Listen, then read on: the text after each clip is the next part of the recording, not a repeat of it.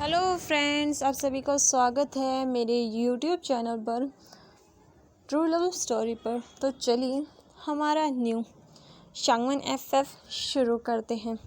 इस कहानी में टॉप हमारा विंग है, वहीं बॉटम हमारा प्यारा क्यूट लानवांग जी है।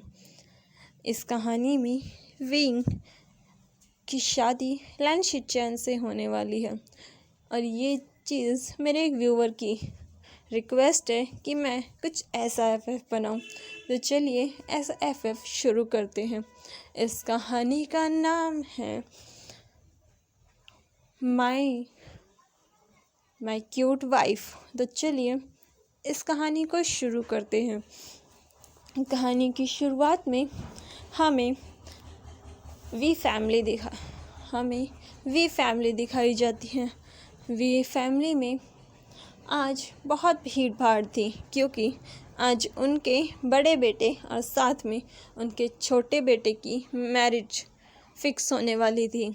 यहाँ पर हमारे विंग जो कि वी फैमिली का बड़ा बेटा है, वहीं जियांग चैन जो कि वी फैमिली का छोटा बेटा है। इनकी एक बहन है जियांग यांगली। विंग अपने मम्मी पापा का फेवरेट है। विंग काफ़ी स्मार्ट और इंटेलिजेंट है। विंग की मैरिज लैन फैमिली के लैन शिचैन से फिक्स हुई है। वहीं जो जियांग चैन है उसकी मैरिज लैन फैमिली के लिटिल यंग मास्टर लान वांग जी से फिक्स हुई है। और दोनों एक दूसरे से प्यार तो नहीं करते, लेकिन फैमिली की वजह से उन्हें शादी करनी है। विंग जो कि अपने रूम में तैयार हो रहा था क्योंकि आज उनकी इंगेजमेंट सेरेमनी थी। हालांकि अभी शादी नहीं थी, लेकिन इंगेजमेंट के लिए ही विंग काफ़ी एक्साइटेड था। विंग अपने सूट को सही कर रहा था, तभी उसके पास जियांग चैन आता है जो कि विंग से मुंह बनाते हुए कहता है, विंग मेरी हेल्प करो। जो सुनकर विंग उसके सर पर मारते हुए कहता है, जियांग चैन मैं तुम्हारा बड़ा भाई हूँ, तुम मुझे विंग नहीं भाई कहा करो। जो सुनकर जियांग चैन मुंह बनाते हुए कहता है, प्लीज़ विंग कर दो ना। जो सुनकर विंग जियांग चैन को देखता है। जियांग चैन अपनी टाई लेकर खड़ा था। विंग उसकी टाई देखकर कहता है, जियांग चैन क्या तुम मरना चाहते हो? जो सुनकर जियांग चैन कहता है, विंग अब इसमें दिक्कत क्या है? जिस पर विंग उस टाई को दूर फेंक कर कहता है, जियांग चैन इस सूट पर ये टाई अच्छी नहीं लगेगी, तुम दूसरी वाली लेके आओ। जो सुनकर जियांग चैन कहता है, मेरे पास नहीं है।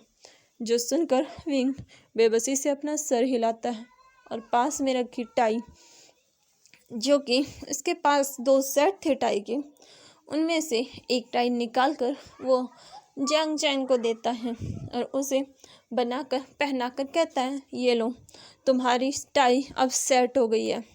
जो सुनकर जियांग चैन स्माइल करता है, लेकिन फिर उसकी स्माइल फीकी पड़ जाती है। जो देखकर विंग पूछता है, आचिंग क्या हुआ? जो सुनकर जियांग चैन कहता है, विंग मुझे ये शादी नहीं करनी। जो सुनकर विंग उसके फेस पर अपने हाथ को रखकर कहता है, मुझे पता है आचिंग, लेकिन ये मॉम डैड का फैसला है और तुम जानते हो हम उनके खिलाफ नहीं जा सकते। जो सुनकर जियांग चैन थोड़ा उदास हो जाता है, लेकिन फिर वो विंग को देखकर स्माइल करके कहता है, अगर तुम ये शादी कर रहे हो तो मैं भी कर लूँगा। जो सुनकर विंग कहता है, मुझे पता है कि तुम इस शादी के लिए तैयार नहीं हो, लेकिन मेरी बात मानो, लान वांग जी तुम्हारे लिए एक बेस्ट पार्टनर बनेगा। जो सुनकर जियांग चैन विंग को देखकर कहता है, और लैन शिचैन। जो सुनकर विंग के फेस पर एक छोटी सी स्माइल आती है।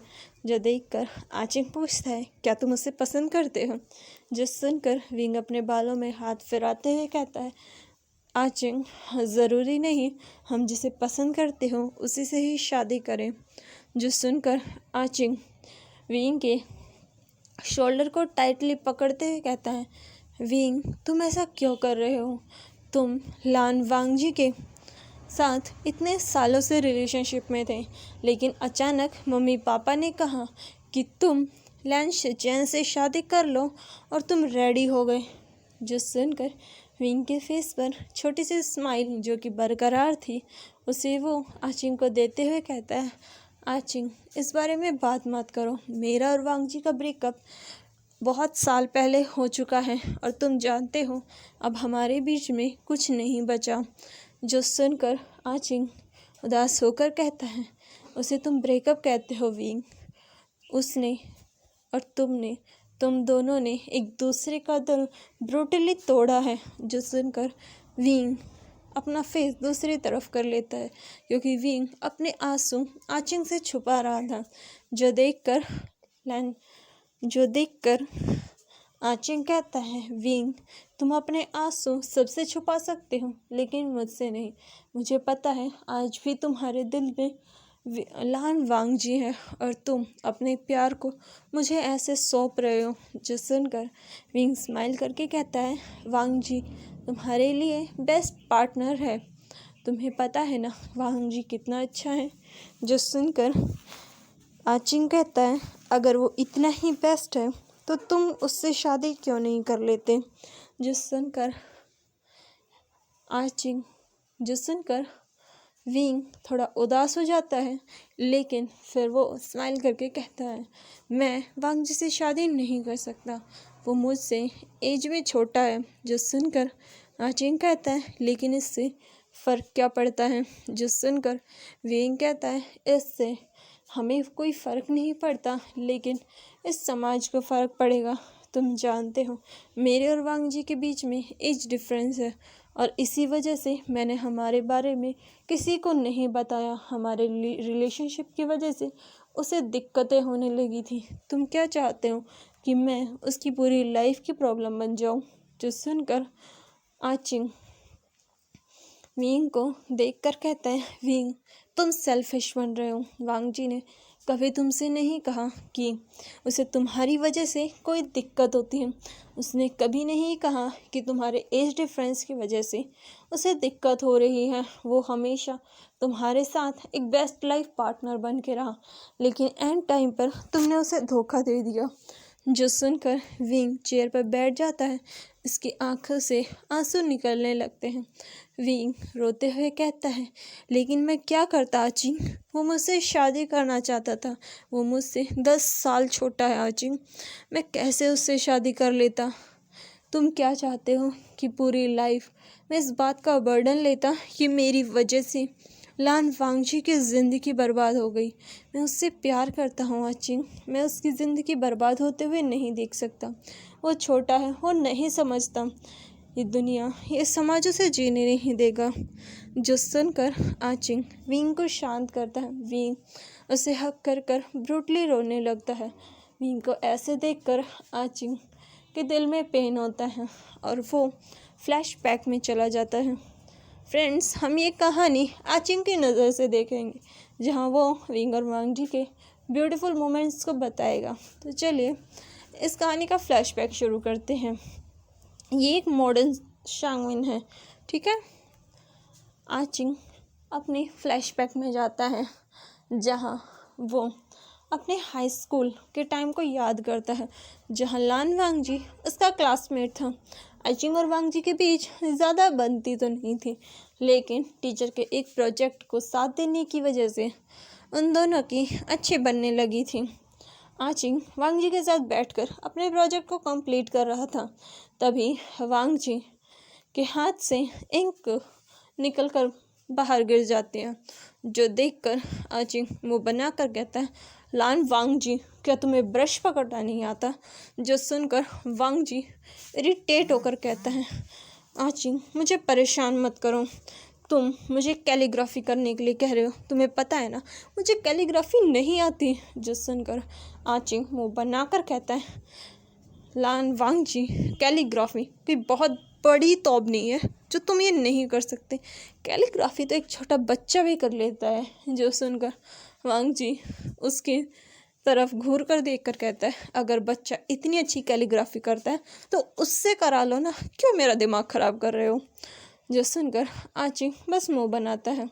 वहीं वांगजी उसे देखकर इरिटेट हो जाता है और फिर वो दोबारा कैलीग्राफी करने लगता है। लेकिन वांग जी जिस तरीके की कैलीग्राफी कर रहा था उसे देखकर आचिंग चिल्ला कर कहता है, लॉन वांग जी तुम कैलीग्राफी कर रहे हो, ऐसा लग रहा है जैसे किसी मकोड़े को पकड़कर उसे इंक में डबोकर पेपर पर छोड़ दिया हो कि जाओ जहाँ घूमना है घूम लो, ये कैलीग्राफी कम और तुम्हारी बेकार पेंटिंग लग रही है।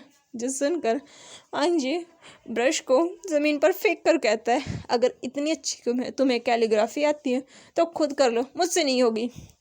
जो सुनकर आचिंग इरिटेट हो जाता है और वहाँ से उठकर चला जाता है। वहीं वांग जी भी वहाँ से चला जाता है। नेक्स्ट डे आचिंग वांग जी को एक पेपर दिखाकर कहता है, ये देखो इसे कहते हैं कैलीग्राफी। जो देखकर वांग जी मेस्मराइज हो जाता है क्योंकि वो सच में बहुत खूबसूरत कैलीग्राफी थी। वांग जी उससे पूछता है, ये कैलीग्राफी कि तुमने की ये कितनी ब्यूटीफुल है। जो सुनकर आचिंग मुँह बनाकर कहता है, वांग जी ये कैलीग्राफी मैंने नहीं की, ये मेरे बड़े भाई ने की है। जो सुनकर वांग जी शॉक होकर पूछता है, तुम्हारा बड़ा भाई भी है? जो सुनकर आचिंग अपने बालों में हाथ फिराते हुए कहता है, हाँ मेरा बड़ा भाई भी है और वो बहुत स्मार्ट भी है, इंटेलिजेंट भी है और उसे पेंटिंग भी आती है, इसीलिए उसकी कैलीग्राफी भी बहुत अच्छी है। जो सुनकर वांग जी कुछ सोच कर कहता है, आचिंग हमें नेक्स्ट मंथ के कंपटीशन के लिए कैलीग्राफी करनी है, तो तुम अपने भाई से कैलीग्राफी क्यों नहीं सीख लेते। जो सुनकर आचिंग अपने हाथ फोल्ड करके कहता है, मैं क्यों सीखूं, ताकि तुम सारा काम मुझसे करवाओ। जो सुनकर वांग जी अपनी बत्ती से दिखाता है। जो देखकर आचिंग मुंह बनाकर कहता है, अगर तुम चाहते हो कि हम कैलीग्राफी में पार्टिसिपेट करें तो तुम्हें मेरे साथ मेरे भाई के यहाँ कैलीग्राफी सीखनी पड़ेगी। जो सुनकर वांग जी अपनी तरफ उंगली करके कहता है, मैं कैलीग्राफी, क्या तुम्हारा दिमाग खराब हो गया है। जो सुनकर आचिंग उसे देखकर कहता है, मेरा तो पता नहीं लेकिन तुम्हारा दिमाग ज़रूर तुम्हारे घुटनों में चला गया है। वांग जी हमें कैलीग्राफी में जाना है, वहाँ हम दोनों को कैलीग्राफी करनी पड़ेगी, घर से बनाकर नहीं लेके जानी। जो सुनकर वांग जी पाउट बनाकर कहता है, लेकिन तुम अपने बड़े भाई से कैलीग्राफी क्यों नहीं करवा लेते, उसे तो इतनी अच्छी आती है। जो सुनकर आचिंग कहता है, सोच लो। जिस पर वांग जी कुछ देर सोच कर कहते हैं, सिर्फ 1 घंटे के लिए। जो सुनकर आचिंग अपनी नज़रें घुमाता है। जो देखकर वांग जी मुँह बना कर कहते हैं, 2 घंटे, इससे 1 घंटा भी ज़्यादा नहीं रहूँगा मैं तेरे घर पे। जो सुनकर आचिंग स्माइल करता है, वहीं वांग जी भी खुश हो जाता है। वो दोनों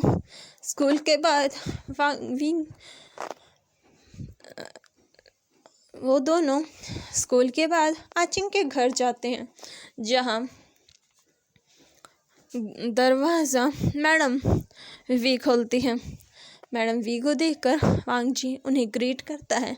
वहीं आचिंग उन्हें देखकर खुश हो जाता है और उन्हें हक करके कहता है, मॉम मैं घर आ गया हूँ। जो सुनकर मैडम वी खुश होकर आचिंग के बालों को सहलाते हुए कहते हैं, और मेरा बेबी वापस आ गया। जो सुनकर आचिंग अपने सर को किसी डॉल की तरह हिलाता है। आचिंग का ऐसा बिहेवियर देखकर वांग जी को यकीन नहीं होता कि ये वही आचिंग है जो कि क्लास में सबसे ज़्यादा खड़ूस और अकड़ू इंसान है। फिर मैडम वी उन दोनों को अंदर लेकर जाती है। वांग जी सोफे पर बैठ जाता है। तभी मैडम वी कहती है, आओ तुम दोनों कुछ खा लो। जिस पर वांग जी मना करता है। तभी आचिंग उसे खींच कर लेकर जाता है और उसे चेयर पर बैठा लेता है और फिर वो दोनों वहाँ पर बैठकर खाना खाते हैं। आचिंग खाना खाते हुए चबाते हुए पूछता है, मम्मा क्या भाई घर पर हैं?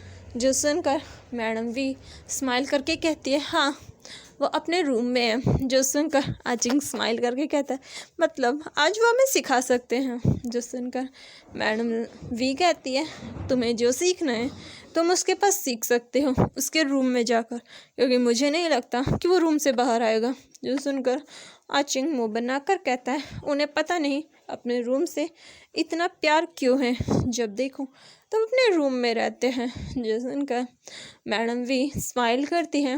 वहीं वांगजी और आचिंग जल्दी से अपना खाना खाकर सीधा ऊपर जाने लगते हैं। सीढ़ियों से ऊपर जाते हुए आचिंग कहता है, वांगजी ध्यान रखना कि तुम उनकी किसी भी पेंटिंग को हाथ ना लगाओ, वरना वो गुस्सा हो जाएंगे। जो सुनकर आचिंग हाँ करता है। फिर आचिंग अपने बैग को लेकर सीधा विंग के रूम की तरफ जाता है। विंग और जियांग चैन का रूम बिल्कुल आमने सामने था। जियांग चैन विंग के दरवाजे पर जाकर 2 बार नॉक करता है, लेकिन कोई आवाज़ नहीं आती। जो देखकर आचिंग खुद से बड़बड़ाता है, नो प्लीज़ प्लीज़ गॉड, भाई ना सो गए हो, अगर वो सो गए तो ये दरवाज़ा खुल लिया। जो सुनकर आचिंग उसे अजीब नज़रों से देखता है। जो देखकर आचिंग अपना मुंह दूसरी तरफ करके 2-3 बार तेज़ी से दरवाजे को ठोकने लगता है। वो बहुत ज़ोर से आवाज़ कर रहा था, जिस आवाज़ से अचानक से हड़बड़ी में विंग दरवाज़ा खोलता है। विंग काफ़ी मैसी था। विंग दरवाज़ा खोलते कहता है, आचिंग ये तुम क्या कर रहे हो। वहीं आचिंग इनको देखकर गुस्से से कहता है, भाई अब दरवाज़ा बंद करके फिर से सो गए, अब हमेशा ऐसा करते हो। जो बोलकर आचिंग अंदर जाता है। वहीं वांगजी जो कि दरवाजे पर खड़ा था, विंग को भी एहसास होता है कि आचिंग के साथ कोई और भी है। तभी आचिंग वांगजी की तरफ देखकर कहता है, वांगजी। वहीं विंग ये सुनकर वांगजी की तरफ देखता है और उन दोनों की नज़रें आपस में टकराती हैं। वांगजी बिल्कुल शॉक होकर विंग को देख रहा था। विंग ने एक ट्राउज़र पहन रखा था, उसके ऊपर उसने वाइट कलर की टी-शर्ट पहन रखी थी जिस पर एक बनी बना हुआ था। विंग ने बनी वाले स्लीपर्स पहन रखे थे। वहीं विंग के बाल बिल्कुल मैसी थे। उसके फेस पर हल्का सा पेंट लगा हुआ था। उसके नोज़ पर ब्लैक कलर का पेंट लगा हुआ था। विंग बिल्कुल एक लिटिल बनी लग रहा था। वहीं उसके हाथ पर थोड़ा बहुत पेंट था। तब वहीं वांगजी बस विंग एकटक देखता ही रह गया। विंग की नज़रें भी जैसे ही वांगजी पर गई, वो भी बिल्कुल शॉक हो गया। तो चलिए मिलते हैं इसके नेक्स्ट चैप्टर में। तब तक के लिए मेरे चैनल को लाइक कीजिए, शेयर कीजिए, सब्सक्राइब कीजिए। और हाँ, बताइएगा आपको ये कहानी कैसी लगी। अगर अच्छी लगी तो कंटिन्यू करेंगे, वरना मेरे पास एक हिस्टोरिकल एफएफ है, अगर आप वो सुनना चाहें तो बता सकते हैं। और हाँ, प्लीज़ माय डेविल वाइफ को भी थोड़ा तो लाइक कीजिए। वो कहानी मैंने खुद लिखी है, हालांकि वो मेरी पहली कहानी नहीं है, वो मेरी लिखी हुई भी है। अगर आप चाहें तो उसे पॉकेट एफएम पर पढ़ सकते हैं। Thank you, bye bye, take care.